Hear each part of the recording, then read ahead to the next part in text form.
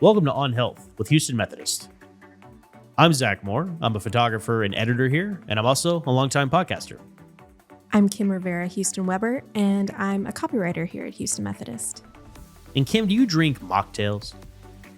You know, I would say yes, I will partake sometimes, but I think more often if I'm going to have a drink like that, I'm probably going to have the cocktail version of it. Yeah, I don't think I've had a mocktail since I was under 21. Yeah. I remember drinking a lot of virgin pina coladas when I was younger. Yeah, little Shirley Temples maybe. Yeah. But now if I'm like, well, I'm going to drink alcohol or I'm not going to drink alcohol. Like if I'm not going to drink alcohol, I'll do a soft drink or a chocolate shake, So that's kind of how I think about it and approach it.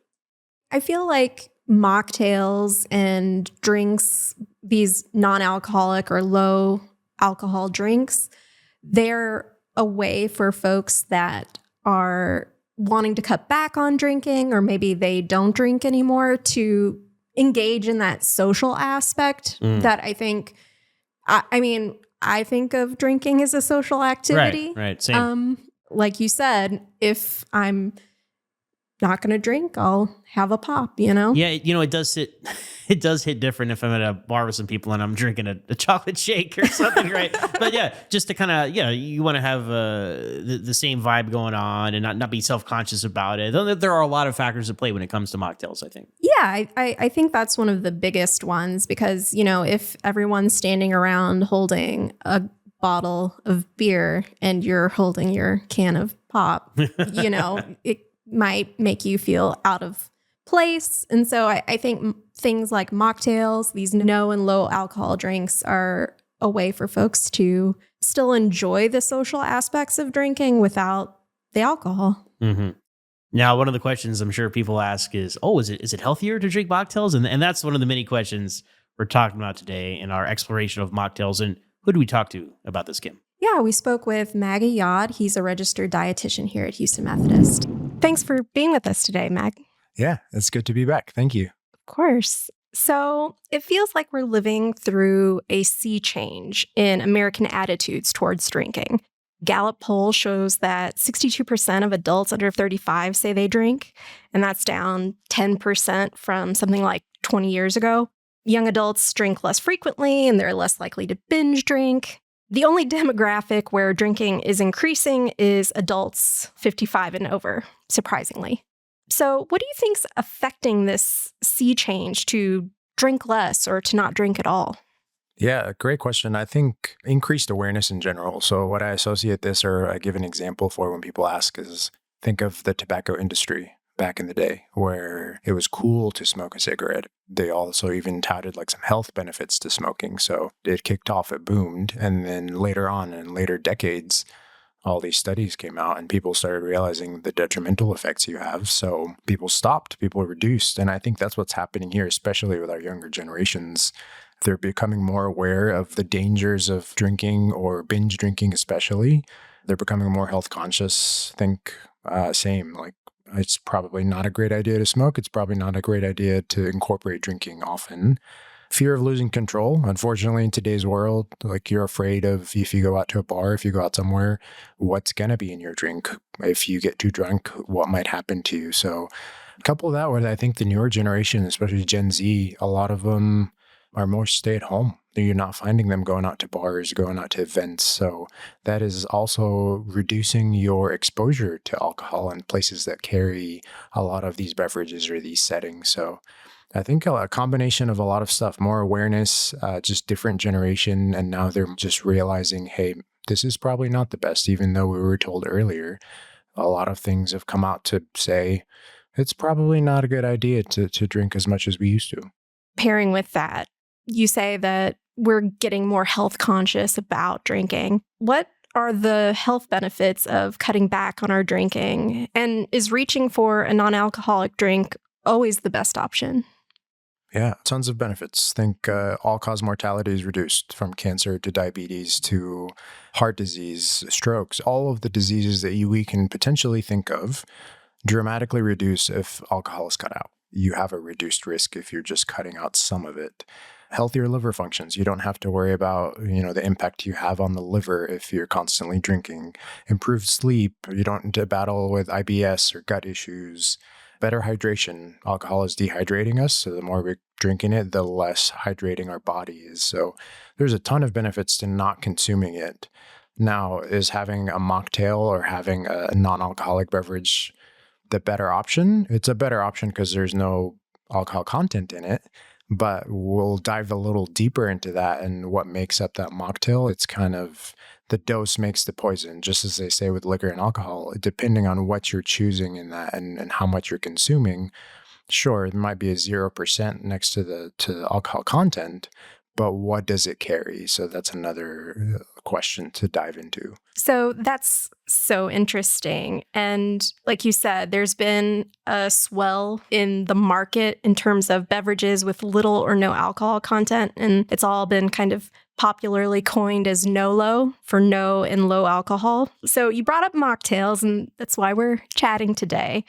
Why do you think they've become so popular as a NoLo option? Yeah, I think it relates back to the first couple questions, right? So there's more awareness to not drink as much.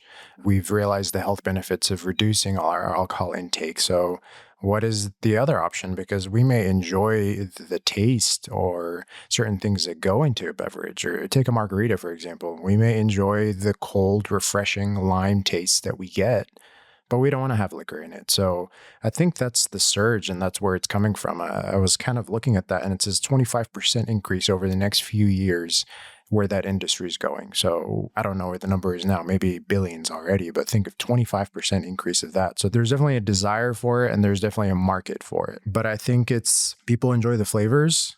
People enjoy the settings that they're in. If they want to go out to an occasion or celebration, they can still have it, and it's almost like you're part of it without saying, you know what, I'm just going to grab a glass of water, or I'm just going to get a Coke. You can still indulge yourself. You can feel like you're part of the mix, but if you're trying to remove the alcoholic content, enter the NoLo drinks, enter the non-alcoholic beers and wines where you are fitting in, but you're still kind of using the guidelines and you're using what your value is of, hey, I don't necessarily want to drink alcohol. With cocktails, I think of the fancy mixologist guy shaking the drinks and having a wide array of ingredients available. So fruit, bitters, herbs, tonics. Like, I'm just thinking what might just be behind a bar sometimes. The list could go on. So is a mocktail simply just making a cocktail without pouring the liquor in, or is there more to it? And what makes a good one? The short answer, yeah. You can take any alcoholic beverage, a margarita, a gin and tonic, anything you name, remove the liquor aspect of it, and that's your mocktail because you're still getting all the flavors that go into that beverage. So what makes a good mocktail essentially is the person drinking it to enjoy the flavors. As far as from a good perspective, there's the health aspect of it, which we'll dive into that. But what makes a tasty mocktail, it's all dependent on the person. Like you said, you can use herbs, you can use spices, you can use different bases of a drink, whether it's a juice or just a sparkling water. As long as they're enjoying it, it's probably a better alternative because we've removed the calories that come from alcohol and the effect that we get from it. I think to make a good mocktail, it's dependent on the person. You still need to shake it and stir it up into that same cocktail that the bartender would be using, but you're just removing that liquor aspect out of it. Well, I'm glad I wasn't being reductive about No, you're right. You're absolutely right. simply removing the alcohol. Again, like with mixology being so popular, I could see someone being a little intimidated trying to make mocktails for themselves at home. So do we need to be having that full stocked mocktail bar at home at our disposal to create these drinks? And, if we're interested in it, what should we have on hand at home to make something that's simple and easy to drink? I think the convenient part about it is most of the ingredients you would use, you probably already have at home. Whether it's spices or herbs, if you're going to use thyme or if you're going to use mint, you might already have that at home because you're using it in cooking, or you might not, but maybe you think of that, like what beverages do I enjoy? What flavors do I want? Some people might add vanilla to a mocktail.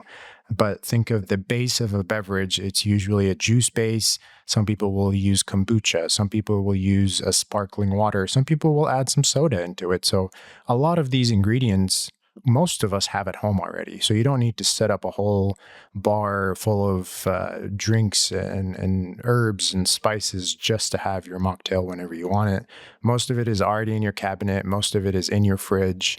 And it's just about, I mean, you'll find tons of recipes at this point if you look online, but some people already know what they like. They already know the flavors. So it's just about mixing them to get the right consistency, to get the right texture, to get the right flavor. You can mix it in a cup. You don't need to get the fancy shaker and pretend that you're flipping it around and shaking it over. You can just get a little stir, put a cup in, put some ice, pour it all on. And that's part of the fun, right? Like that's part of you exploring and you realizing what you like. Hey, some drinks are going to go down the drain. You're not going to like them, but it's trial and error. Just like a recipe, you start to refine it. But I would say most things you already have at home. Some people wanting to drink less may not gravitate toward mocktails for whatever reason. Maybe they weren't liquor drinkers, so they don't feel as connected to those kind of beverages or flavors. And so in this NoLo market, there's undoubtedly been an explosion with non-alcoholic beers and wines. So what should folks be aware of about non-alcoholic beer and wine, if anything? They are not calorie-free.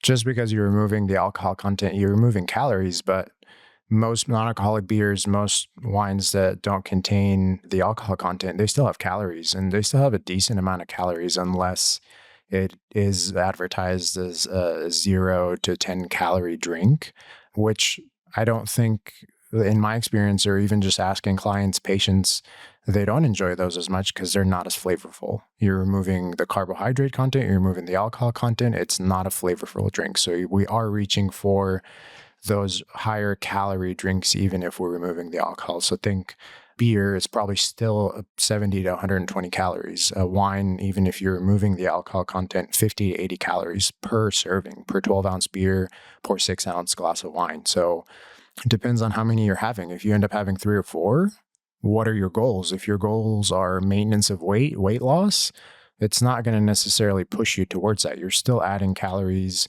It's still impacting your overall caloric intake. So something to be very aware of is how many calories you're consuming from your fluids, even if you're removing the alcohol content. Yes, it's less calories than its alcoholic brother or sister, but it's still packing on the calories, especially if you're like, hey, it's the weekend, I got a 6-pack of non-alcoholic beer. That 6-pack ends up being 700-800 calories. And you're like, why am I not losing weight? Why am I stuck in this weight that I'm trying to achieve? I thought I was removing alcohol and that was good. It's positive for health, but it's not necessarily going to yield other results, especially for those that are looking for weight loss or just regulating their weight in general. That's very interesting to hear because we all know that it can probably be very, very easy to overdo it with cocktails, beer, and wine that contain alcohol, really no matter the type. But can you really overdo it with mocktails or this non-alcoholic beer or wine?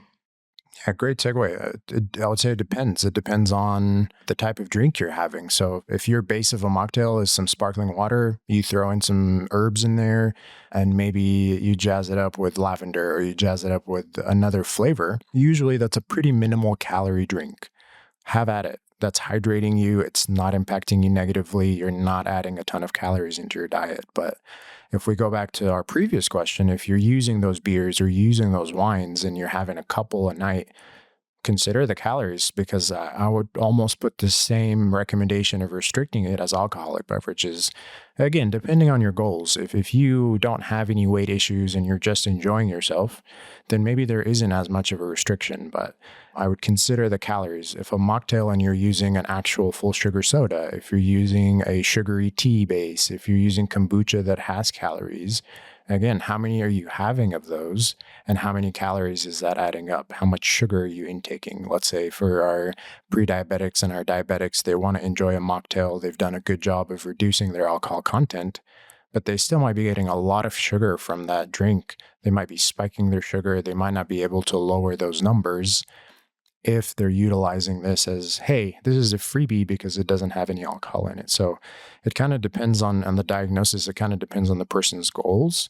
But I always recommend, hey, let's utilize a lower sugar base of a fluid. So sparkling waters, low calorie diet sodas, even lower calorie kombuchas, and then use those herbs and seasonings because they're not adding calories. But if you're starting to add syrups, if you're starting to add more flavors, you're adding more and more calories, you're adding more and more sugar. So again, just because we remove the alcohol content doesn't deem it, hey, this is a great drink. I can have as many as I want.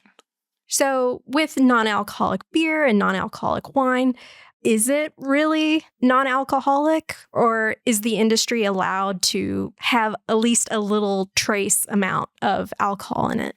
Yeah, great question. I would say there is leeway. So when it comes to how much can be tolerated and still call it non-alcoholic, we're talking about 0.5%.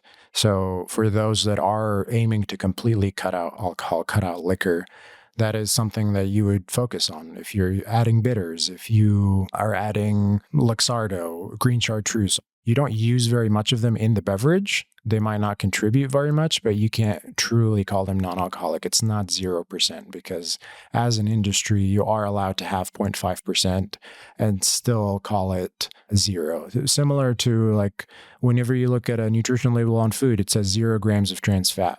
They're allowed to have 0.5 grams of trans fat in their food, but they can put 0 because that's just an industry policy. Same with those beverages. So important to know what ingredients you're putting in, look up, research the items that are going to a drink. But if it doesn't bother you and you know you're having very little alcohol content, then that's okay. Just know that it's not purely a non-alcoholic beer and non-alcoholic mocktail.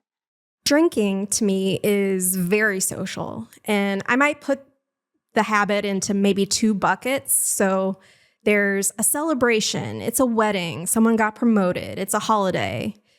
And then there's the drinking you might do at home. You have friends over to watch sports, or having a glass of wine or beer with dinner, or maybe an aperitif after dinner.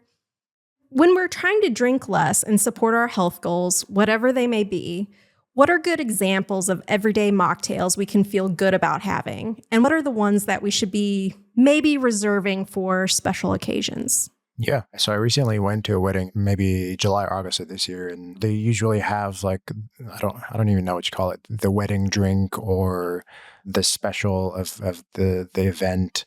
Oh yeah, that's usually like named. There's one named after the bride and Yes, one named after. absolutely. Yeah.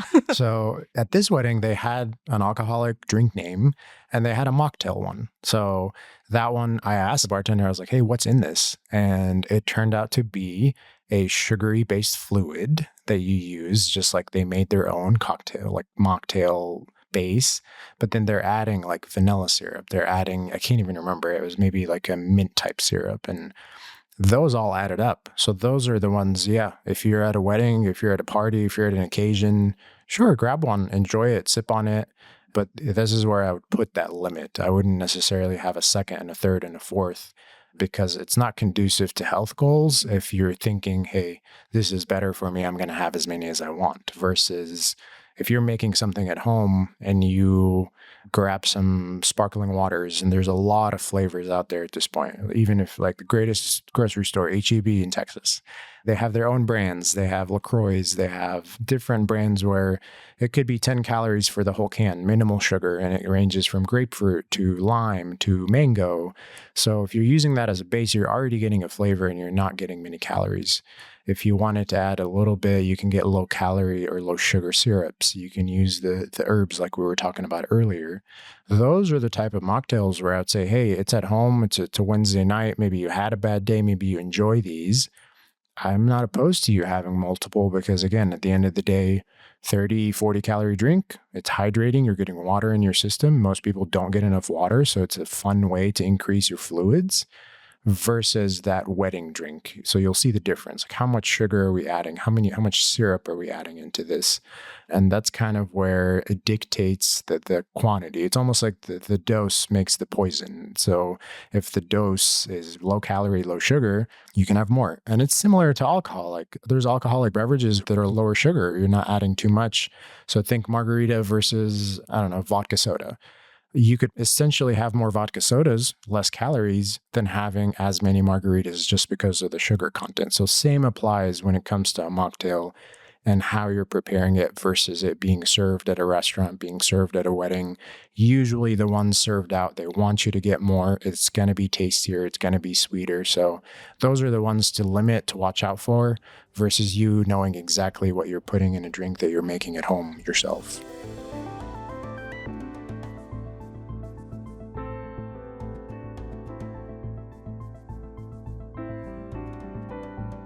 After the break, get more tips about drinking mindfully. From annual checkups to managing chronic conditions, your healthcare should be personalized to you. At Houston Methodist, our primary care doctors provide customized care for you and your family, with more than 40 convenient locations across Greater Houston. We offer a variety of ways to get care, from in-person and virtual appointments to same-day visits when you're sick. Choose your doctor and schedule online at houstonmethodist.org/stayhealthy. Houston Methodist, leading medicine.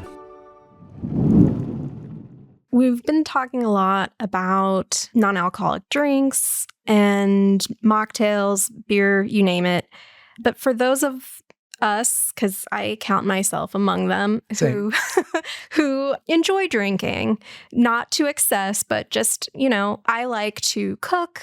And so that's kind of how I like to enjoy it. So I'll use a bottle of wine to cook with, and then that's what I pair with the meal. So I just open one bottle, it's going into the food, and then, you have a glass with it. And that's pretty much it. I love doing that. But I also know it's like a double-edged sword, right? That I know that alcohol consumption is not always the best thing for us. So what advice would you give someone to approach drinking more mindfully? Yeah, I'd say you're being mindful of using the same bottle to drink and cook from. Most people have a bottle to drink and a bottle to cook with. So to put this out there, there's a lot of influencers and articles that are like, hey, a glass of red wine promotes heart health, or if you drink this, you're more likely to have less of this. So just a blanket statement, no amount of alcohol is good for us. Our body doesn't use it for anything. There's no nutritional value. It puts a lot of havoc on our kidneys, on our gut. We have to filter through it and get rid of it. It dehydrates us. So that's first and foremost, to debunk all of that. There is no certain amount of alcohol that I would say is positive for us. But as you say, we're human. We like to enjoy drinks. We go to occasions. We like to cook and have a glass of wine while we're doing it. So when I think of being mindful of it, most patients and clients that come through, I say, hey, first, let's meet you where you're at. Because my goal to anyone is having 3 beverages a week if you enjoy beverages. But if someone's like, hey, I have 15 a week, and I'm like, hey, let's go to 3, they're not going to do it. They're not going to walk out of here and instantly reduce 12 drinks out of their week. So if they're starting at a high level, we're just going to do small short-term goals. Hey, can we cut out 2 drinks? Can we start incorporating some mocktails instead of cocktails to reduce that 15? But if someone's like, hey, I just want to know what's a good average number to consume so I can relatively continue my health goals. Yeah, usually 3. And the way that equates, I'm like, hey, every few days, have a beverage, enjoy it. And it's not really causing any detriment to you as long as you're practicing all the other health goals. Hey, get your water in. Let's get our fruits and vegetables. Let's be kind to our body because alcohol is not so kind to our body. So let's help it. Let's give it some boosters. For official guidelines, the CDC recommends 2 drinks for men a day, or no more than 2 drinks, and no more than 1 drink for females a day. But that equates to 14 drinks a week for males, 7 drinks a week for females. Personally, as a dietitian, I think that's too much. I think if you're drinking 14 drinks every single week, it's going to cause some problems later on, especially as we get older, as we slow down, as we become less physically active.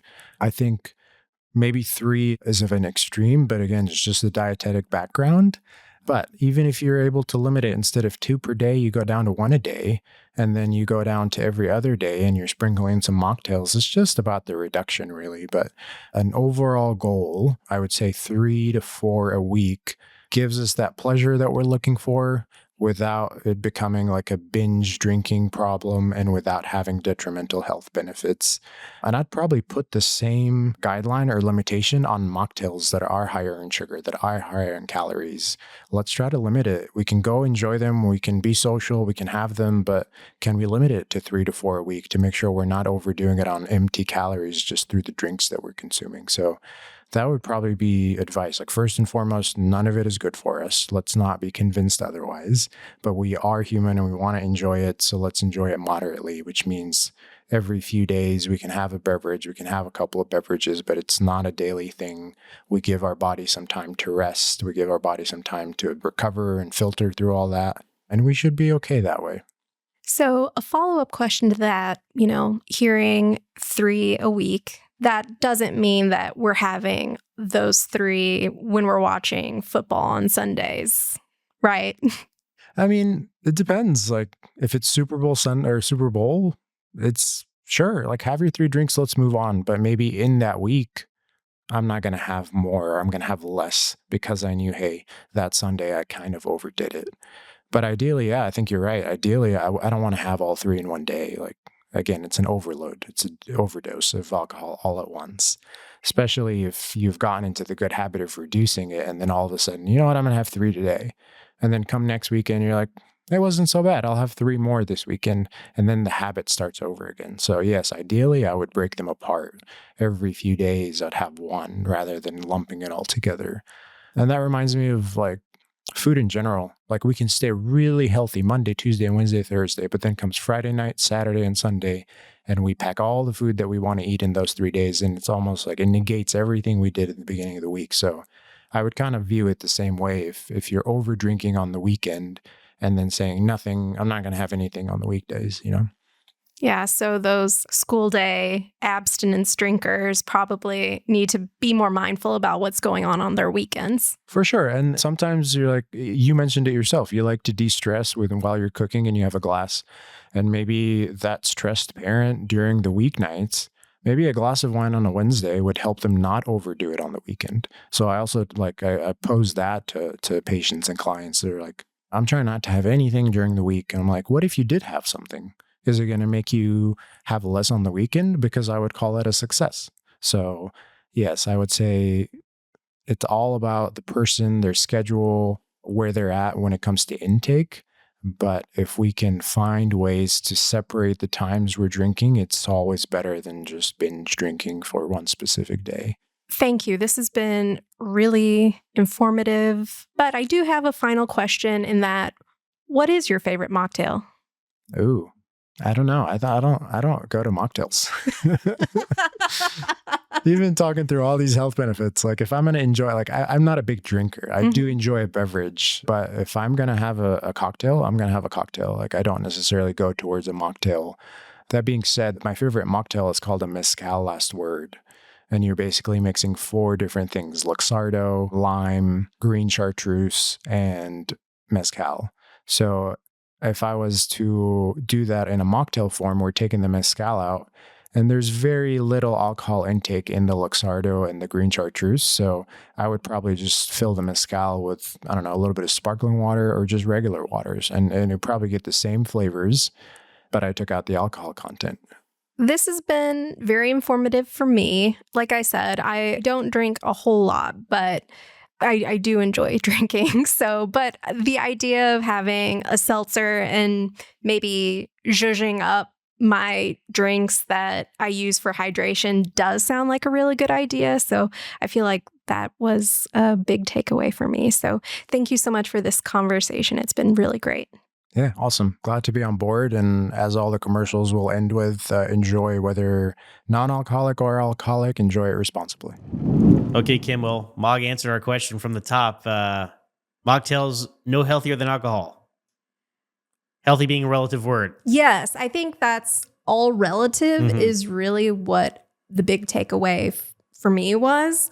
It's all about moderation, right? So if you're drinking a 6-pack of non-alcoholic beer, sure, you're not going to get the probably terrible effects that you'd have of drinking a 6-pack of alcoholic beer, but you're still kind of drinking empty calories and you are maybe doing something that isn't lining up with your personal health goals.